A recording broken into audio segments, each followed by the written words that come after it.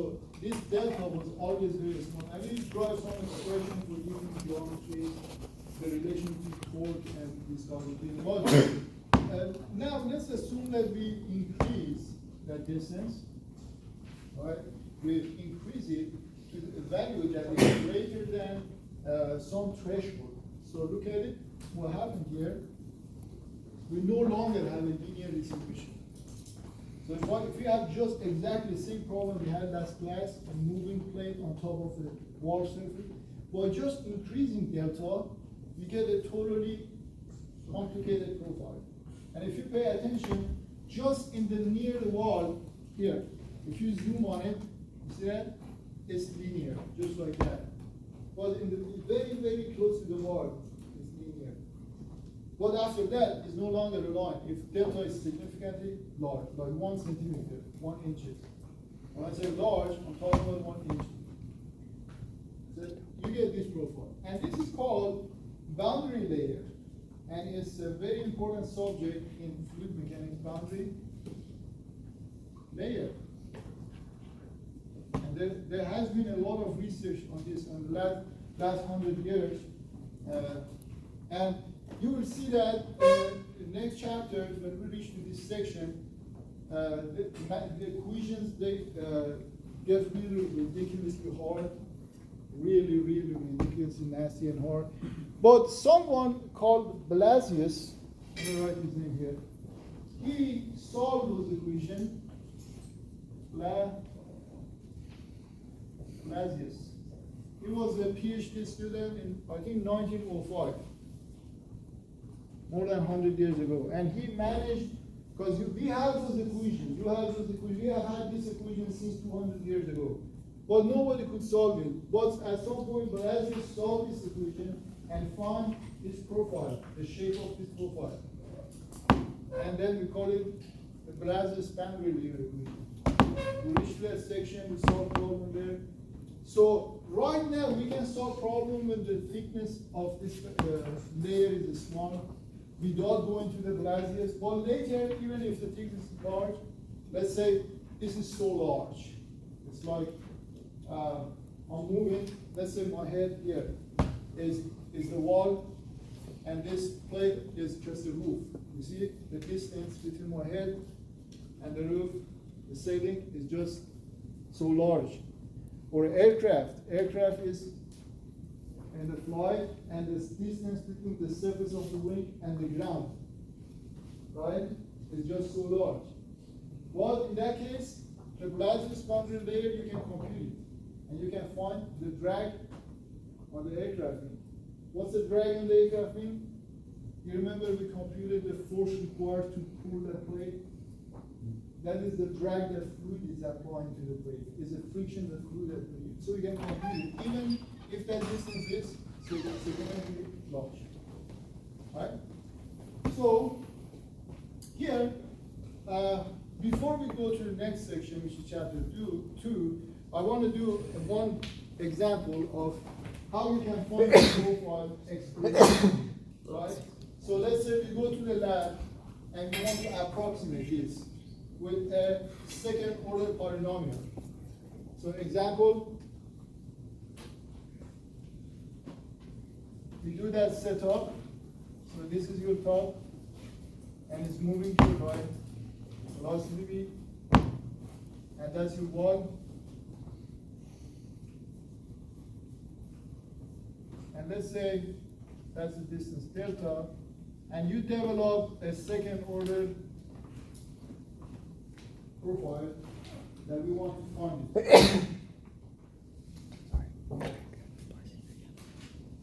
That's the plate on the top.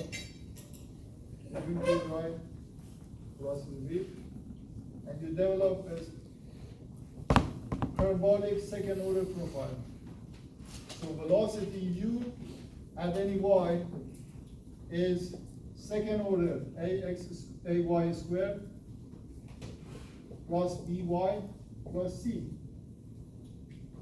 And we want to find ABC. Right? So let's say this is the y direction, positive y. And of course, these are u of y. right? It's changing at y. So what's the value of u at y0? U at y0 is what? This is y0. The velocity at y0 is what? 0. 0. We call wall condition. What's the velocity at y is equal to delta? The velocity, if you go delta up, the velocity here. What's the value of velocity here? V. V. And how many unknowns do I have? If I represent this profile with the second order polynomial, so you have three unknowns: a y squared plus by plus c. So how many unknowns do I have? 3. 1, 2, 3. How many conditions do I have? 2. So I need one more condition. Now this is a quiz waiver. How can I get that one more condition? Can I get that one more condition? Look at the physics of problem. Those conditions come from physics. You see, the physics tells me that the wall, the velocity, the fluid is attaching to the wall here. It's viscous, right? And it's also attaching here. So we know the velocity before we even solve the solution at these 2 points. Do I have extra information? So we integrate? No. What's the other information that I can write? You have the y, which is the height in between the in between each point. Yes. I have delta, the height between these 2 points. Now let's say I do actually have a sensor here. Let's say I put a sensor here that can measure the value of force for me. So I connect this plate to a sensor that when I drag the plate on top of it, right, the fluid also causes this plate to move to the right, to slide to the right, because of viscosity. But this plate is fixed by a sensor, and the sensor tells me how much force do I have here at the wall. So I have the value of force at the wall, right here, by that sensor. Because that plate is not moving, the wall is fixed. But I can sense how much force is exerted from the fluid on that surface. Now with having force here, how can I find the extra equation here? You see, I already have 2 equations to find ABC. How can I create the extra equation? Can you tell me?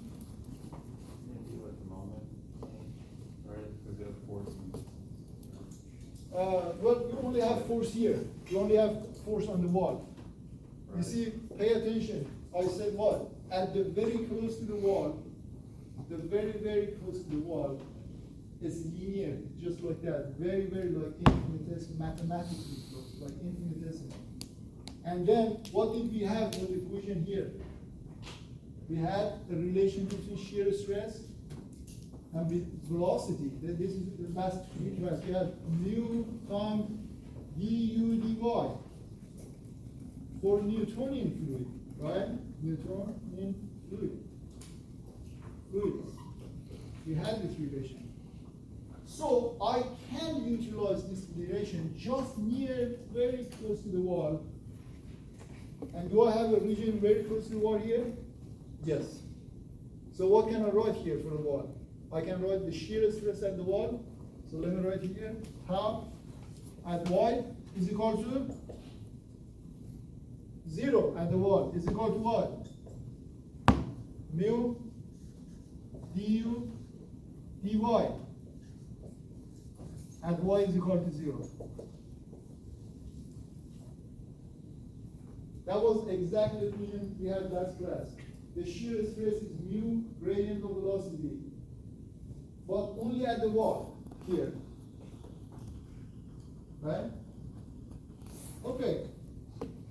Question, how can I relate that to the force? This is what I measured from the sensor in the lab. The lab, my sensor showed me the amount of newtons or pounds. Shear stress is equal to force over area. That's right. So here, instead of writing tau at what y0, what if you take this as your free body diagram for the steps? If you take this as your system and draw a 3D, you see, take this as your system and draw your 3D. That's the wall, right? So there's gonna be some fluid here. This is a boundary layer everywhere, right? I just want to represent the bit of fluid on top of it. The sum of this, that's gonna be, each one of these, they have tau, the shear stress is tau, tau, tau. Sum of those all taus is what? Integration? Yeah, F over A. So you have tau times dA is dF, if this is infinitesimal, right? So if you integrate that, you get the resultant force is equal to integral tau dA. Because the pattern is same, you can just say the tau times the A. And that's the area of this wall. And we have it in the lab. If we create this cell in the lab, we definitely have the area of that section, like in wind tunnel, we have that area, right? So I can write this equation just like this. I can say instead of tau at y0 from that equation, I can write what? F, and F is the force my sensor is reading, divided by A, the area of this flat plate at the bottom, is equal to mu du dy. So that's the last equation. How many equations do I have? 3. 1, 2, 3. How many unknowns do I have? A, B, C. So I want to find it. I want to find the profile, right? So let's apply the first equation. The first equation say what? U at y0 is equal to 0. Put y0 in this equation. What do we get? U at y0 C. is equal to A times 0 squared plus B times 0 plus C, which is equal to C, is equal to 0. You see, U at y0 is equal to 0. So that's going to give you equation. C is equal to 0. What about the next one? The next one, it says U at y is equal to delta is what? V.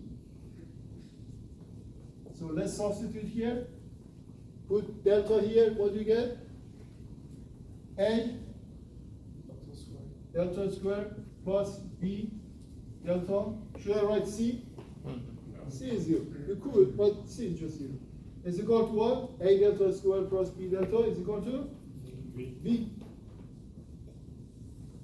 And the last equation is say F over A, which is the tau, the shear stress of the wall, is equal to mu du dy. Du dy at where?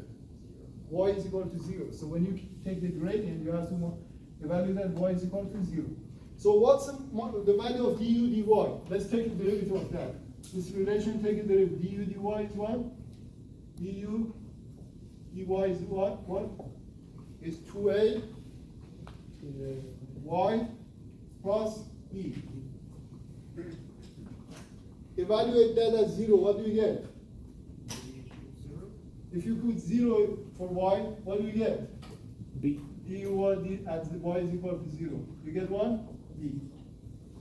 So du dy at y is equal to 0 is what? This term. B. This term is just B. So the last equation from this set of equation is what? F over A is equal to mu times B. There you go. And I want to solve for A, B, C, my three unknown. Why? Because if I have the coefficient of my second order polynomial, I have the total complete profile for velocity. Right? So this one is already solved. C is equal to 0. This one is already solved. How can I get A? By substituting B here. So your A is what? Solve for A from this equation. You get A delta squared is equal to V minus B delta. Right? Minus B delta. V minus B delta is A delta squared, so it's equal to V minus B, which is F over A mu times delta. So that's your A delta squared divided by delta. You get what? You get A is equal to V over delta squared minus F over A mu delta squared. So the final profile is going to be, substitute all the values here. The final profile is going to be U of Y is going to be for A, you substitute value here, which is B minus B minus B delta divided by delta squared. So that's A Y squared plus B, and B was F over mu A, Y plus C0, that's the velocity. And if somebody gives you all this information, the velocity of top moving plate, the B, what's the value of B is just right here, F over, F over mu A times delta. B minus F over mu A times delta. Right? If somebody gives you all this information, the thickness, the velocity, the viscosity, the area, the viscosity, the force that the sensor is measuring, you can compute the velocity profile. Now look at that velocity profile. What's the value of velocity at y0? Put y0. What do you get? 0. 0. Put y is equal to delta. What do you get? V. Right? If you put y is equal to delta, what do you get? Velocity is V. And also compute, if I give you that profile and say compute the force at the wall, so you take derivative and use tau is equal to mu dy, you get the shear stress at the wall and multiply by velocity by area, you get force at the wall. And that force is identical to F. So that's a valid velocity profile in second order. Now if y is very small, let's say I bring these two plates together, right? And I'm trying to retrieve this condition. If y is very small, this term is, we can ignore the second order term. You have done the, we're calling it a small signal analysis. So when you have a polynomial, you ignore the higher order term, y squared, y cubed, right? So if y is small, you can ignore that. And what is that?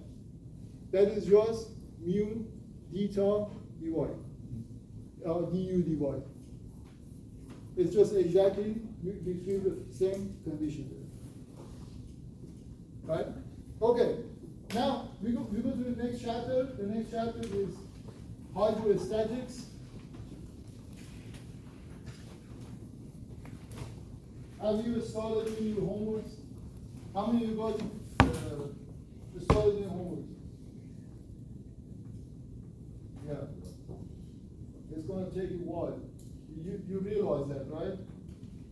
Oh, did you say start the homework? Yeah. Yeah, I started it. You started it? Mhm.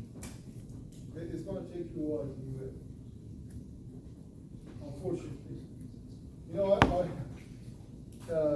in my courses, I always try to simplify, like not make it like the way that the students are not competing in the industry or with other universities. I don't say eliminate, but I simplify. I teach them techniques, like in vector statics, you remember that we did 5 steps and techniques, various techniques to get results quickly, right? But unfortunately, in this course, we cannot do those techniques. Usually, the problems are very time-consuming. All right, that's the nature of this course, and it usually takes you some time to figure out. Unfortunately. So if you see the problem, take you a while to do that. First of all, if you haven't started, please do it today. Right? Please do it today. I don't want to see homework you post from online. If you don't know how to do that, don't submit anything. Leave it blank. Alright? Next chapter, hydrostatics. So this is basically, before we actually go to Navier-Stokes equation and moving fluid. So the trouble with fluid is when fluid is moving. But if fluid is not moving, it's a hydrostatics, your life will become very easy, and I'll show you why. So here, let's say you have fluid, just like the previous example, right? And you got some velocity profile here. But in this case, you have a different pressure here, P1, P2, and P1 is greater than P2, right? If pressure is here, go back to your intuition, you get some flow, right? In a pipe, for example. This could be a pipe. So fluid is moving. And if you take an element here, right? Take an element here. I know many of you guys, you don't like this element, differential form, higher calculus, you don't like, well, unfortunately, because in the book, I have to do it. So you see a lot of algebra coming in the next class, and after that, a lot of algebra derivations, mathematical derivations. But I have, unfortunately, have to do that. Otherwise, this course is not going to be satisfied. The syllabus, the content of this course. So if you take one of these elements here and draw a 3D for that, five-step system, a 3D. So that's your element. And draw a 3D, you see that you're gonna get, just like we did before in mechanics of material, you're gonna get normal stress, so that's sigma x, sigma y. But also, you're going to get shear stress, xy, xy. And then the same opposite, xy, xy. So, this element, let's say it has infinitesimal mass dm, so it also has acceleration. So if you want to put inertial force, you have dm times the acceleration in x, dm times acceleration in y. So it's unlike vector static, remember we didn't have inertial forces. Right? We only had the red forces, the actual forces, the Newtonian forces. But because this element is moving, so this also includes the dynamic force, and hopefully in the dynamic force, you realize that all you do, you just do exactly vector static, except you add blue vector inertial force, the dotted forces, right, to your FED vector static, and then you can solve moving particles, the dynamics. So because these particles are moving, I added inertial force. So I have acceleration in x, acceleration in y, right? That's the field. Now if you write the equation of equilibrium, for example in the x direction, then you get things like acceleration in the x and dm is related to not only shear stress, but also sigma and some other stresses in general. And we know that what was sigma? Sigma was related to gradient velocity. What was the gradient velocity? This is just a fancy form of du dy, right? You see that? The gradient velocity is just du dy. So in fact, the general equation also, this is also du dt. So you have a very complicated relation. Later on, we call it Navier-Stokes equation. And solve the equation is really hard. But in this case, when the velocity, let's say hydrostatics, that means, let's say in some branch of engineering or civil engineering, many of the problems, the fluid is not actually moving. Like the dam, like river, right? a river behind dam. Like it's completely in equilibrium, static, there is no moving, except some particular time when they open the gate, then you have movement, right? But always we assume that the fluid is in equilibrium. Also like in container, like in vessel, high pressure vessel, it's hydrostatic problem. The fluid is in equilibrium. So in that case, I can say the velocity is zero, so the gradient velocity is zero. So I get rid of a lot of terms in the Navier-Stokes equation. And what I end up, you see also there is no time dependent change in the velocity. So all the inertial forces are zero. So what I get for my FED is like this. Let me draw FED in that case for equilibrium. This is your element, so you get rid of all these shear stresses and all of the inertial forces. So you get something like this. Force in X, force in Y. That's just the pressure forces. Pressure in X, pressure in Y.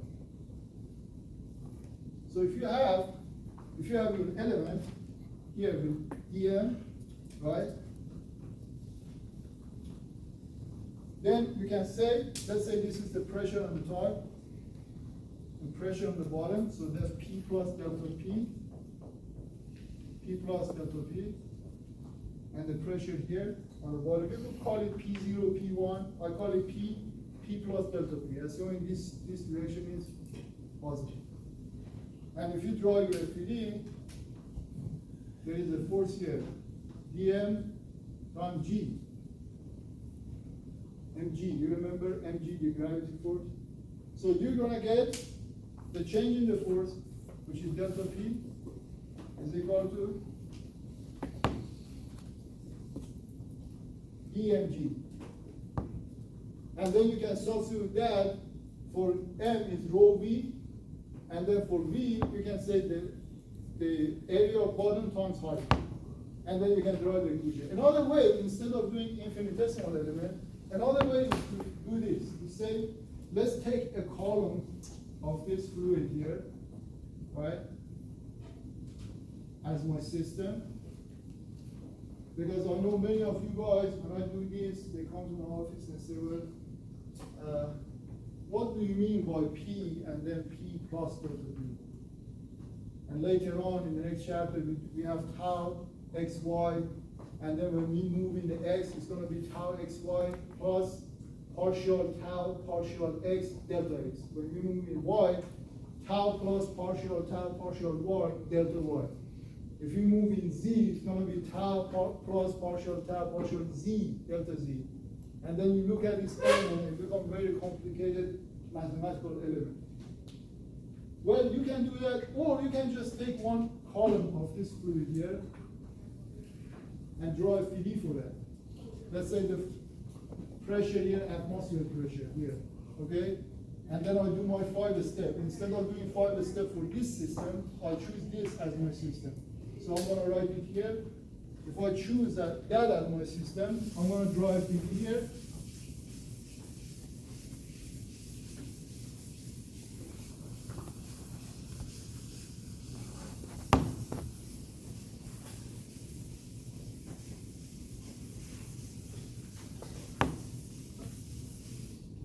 So that's your column. And the height of this column, let's call it H, and the cross-section area, call it A, right? So if you choose a column of fluid as your system, the next step is FED. Let's draw FED. Let's walk over this border. What do you have here on the top? I do have the atmospheric pressure and the distributed force, right? P0 times A, right? Remember, pressure is a stress. You have to multiply by A to get the force. So I said P0 times A, and it's a distributed load on top. Continue walking on the border here. Do you have forces coming from the other fluid in this column of fluid? Yeah, you see, if I isolate that column, there is an interaction between these particles inside this column and the particle outside of that column. You see that there is a compression, so if you consider like that, every other particle outside of this system is compressing it. You see that? Just like that, applying pressure force. But look, what is my net force coming from the surrounding particles? 0. You see, they all cancel out. Look in that circle, they all the surrounding force, they cancel out. And I do not have this column moving just like I had in the with dynamics. It is hydrostatics. So I do not have shear stress because the gradient velocity is 0. So there is no shear. There is no shear between neighboring particle and particle in this column. Right? So continue walking on this border. Then you get to the bottom of this. This is not the very bottom. There is a P, the pressure at this point. What's the value of my force that doesn't cancel out? It's P at that point times P times A, right? The same area, because the column, I assume that this column has a constant cross section. Continue walking on that border. You have the same neighboring interaction, just like that, they cancel out, and then you come to the top. So these are surface force for FED. What did we have in vector statics? Body force. What's my body force here? Do I have a body force? Well, this column of fluid that you consider, assume is a very long column. Like in the ocean, you take a column like this diameter, and then you go all the way like 3 miles inside the ocean. Does it have weight, that column? Mm-hmm. It does have a weight. And what is that weight? Mass times gravity. Mass times Gravity. gravity. You see, we're just doing a small infinitesimal element, but a long one that we can understand. Instead of getting rid of this delta, we can do something that we can understand right now. Later we do the elemental volume, just like that. All right, so that's my total FED, and I want to write equation. How many equations do I have? How many equations do I have? 3. In 3D, how many equations do you have? 3. Summation of force in x 0, summation of y 0, summation of y 0. Do I need to have anything in the x? What type of equation is summation of force in the x? Vector static. What type of equation is that equation here? Net 0. It's a null equation. 0 is equal to 0. Summation of force in x is what? 0 is already 0. It's valid, but it's not useful. We call it null equation. You remember that? Summation of force in y direction. Is it useful? Yeah. Yeah, let's write it. Summation of force in y, 0. So starting from this guy, P0 times A. Positive or negative? Negative. Minus mg. And then plus PA is equal to 0. That's summation of force in y. Summation of moment 0. What kind of equation is that? A null equation, because all the forces are concurrent. They pass through one point. So it's already 0 is equal to 0, satisfied. Summation of moment is equal to 0. Right? Then next step, solve it. We are doing just 5 steps. System, FED. That's what I'm doing. 1, just for vector study. System, FED, equations, solve, and then verify the solution. We did that so many times in 2 courses, 3 courses, vector static, mechanical material, and structural analysis. Now this is the 4th one. We're doing exactly the same thing. I chose my system as the column. In this case, the system was element. And then I wrote my FED and I write my equation. Then I need to solve it. I'm right here, right? So solving this for P, this is my unknown. I want to find pressure at the depth of fluid, right? What do I get? PA is equal to, take these 2 to the right. P0A plus mg. That's the solution. What else can I do to make that equation to look a little bit better? Well, this column of fluid, right?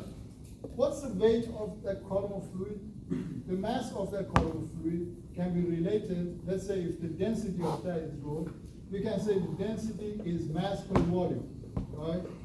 And what is that volume? That volume is A times H. If the height of this column is H, that's the parameter we usually interested.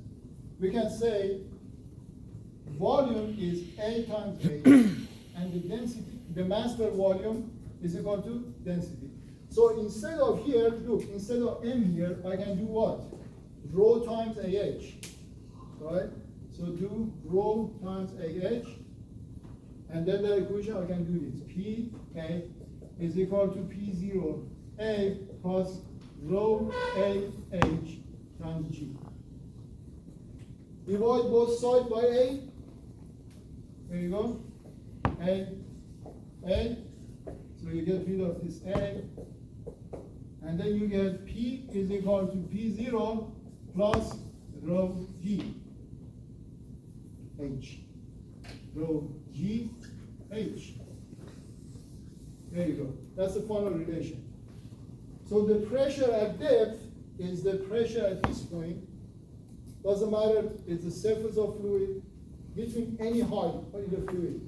The difference in the pressure is the density of fluid times G times H, the height of fluid. Right? And that equation, you can get exactly the same equation using differential equation, differential element. Again, you do 5 steps, but your system, instead of the large column with height H, you get the element. And I'll give you that homework. You can immediately see that you see dP dm, and then you can get dP is equal to rho G dH. That's a differential form of that you can get it from doing that. As a homework, when you go home, choose your system as this, and write that P plus delta P just like I did, and drive identical relation, the differential form. You get this differential form. And they are convertible. You can convert differential to the larger scale form and larger scale form to differential by taking the derivative. Now, we want to use that relation. So this is the relation we have. We want to solve some examples. The first example.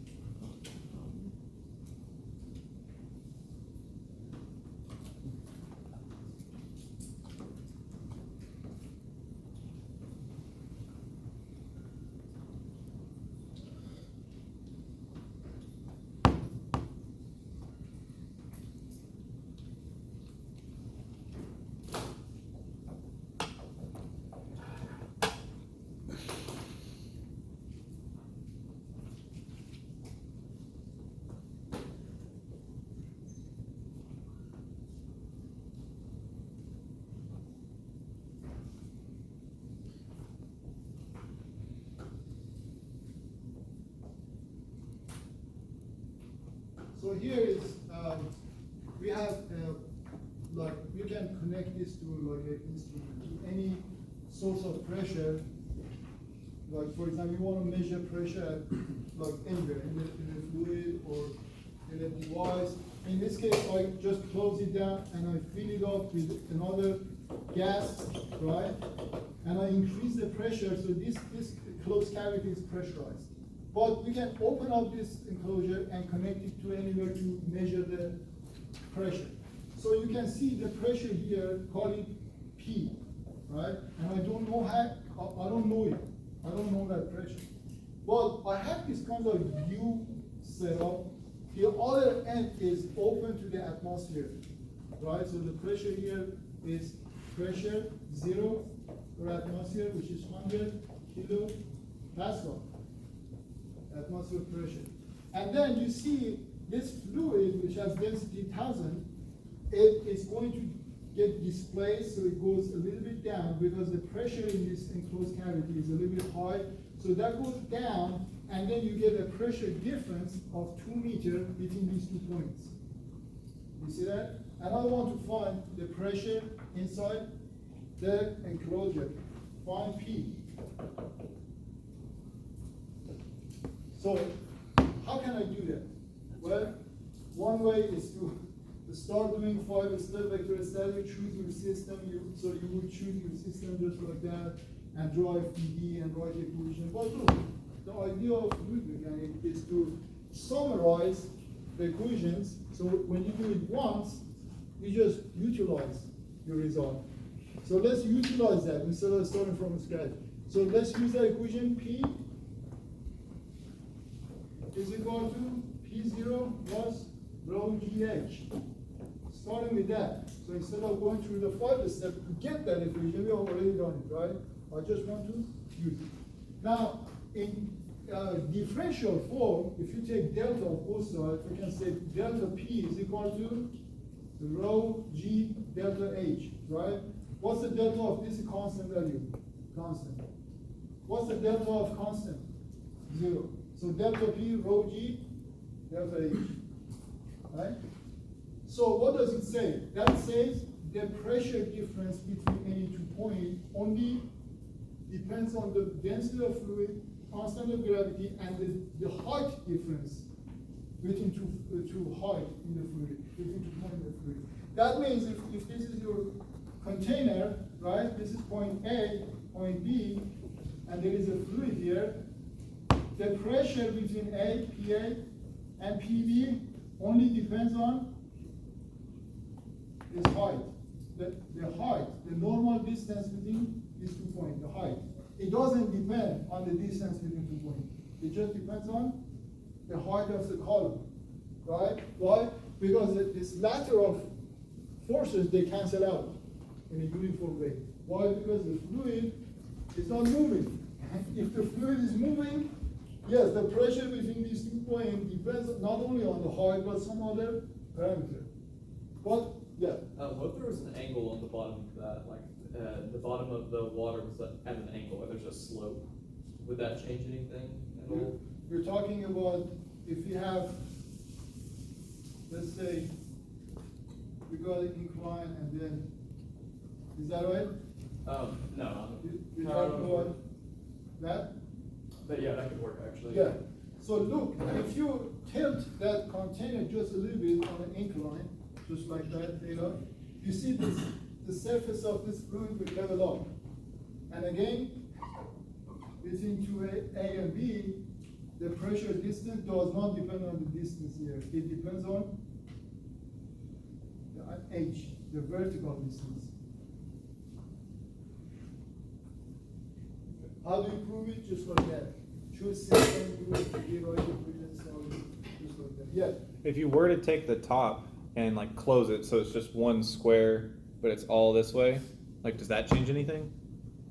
I don't understand what this is. Like you said, the fluid now levels again, but if the fluid wasn't level and you had a top like on it, You're If saying you're it's talking completely about full. put like some material here, yeah, right?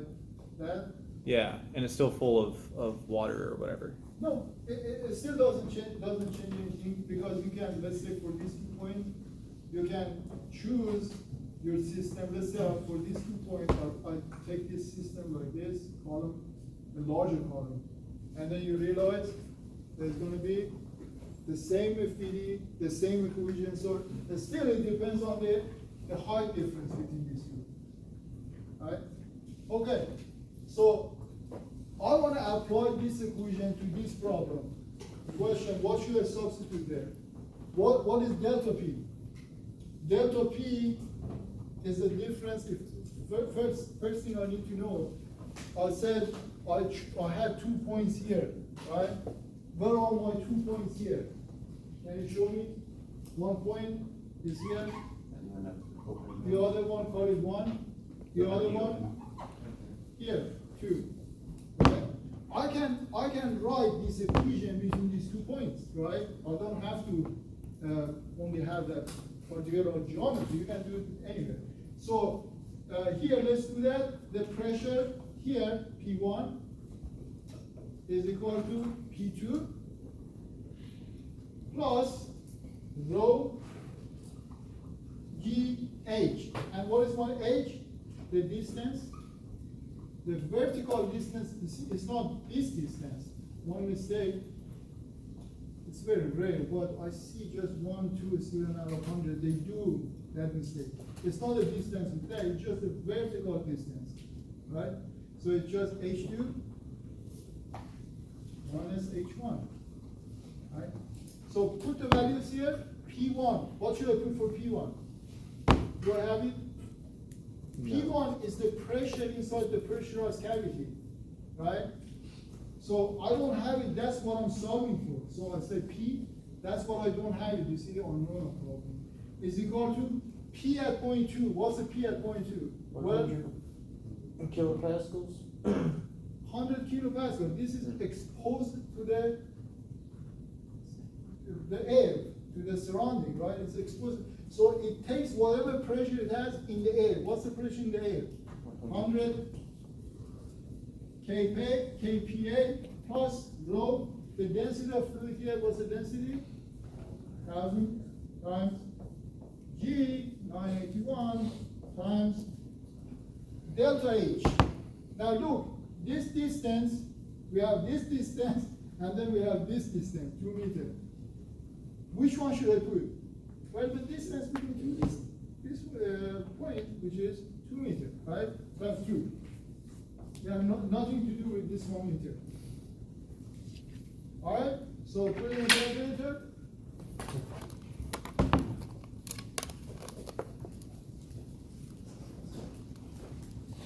Something like 100 for 1, right? 102 maybe. Put in the calculator. Don't make any assumption. Always put in the calculator. So 100 plus 1000 times 18. So we get 120, 119.6 kilo Pascal.